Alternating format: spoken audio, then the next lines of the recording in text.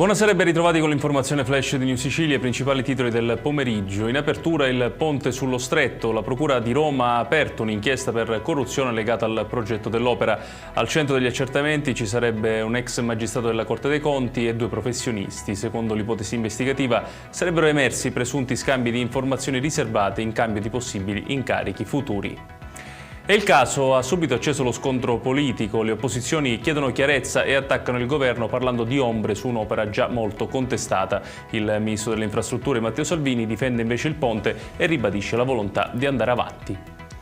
Sulla vicenda è intervenuto anche Pietro Ciucci, amministratore delegato della società Stretto di Messina, che ha precisato come la società sia totalmente estranea ai fatti. Confermiamo la massima disponibilità a collaborare con le autorità inquirenti e prenderemo tutte le misure necessarie a tutela degli interessi aziendali e del progetto, ha detto Ciucci.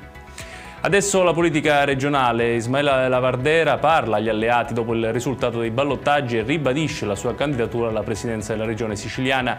Il leader di Controcorrente invita però il campo progressista a fare squadra, sottolineando la necessità di costruire un progetto largo e competitivo che rifletta il modello Agrigento.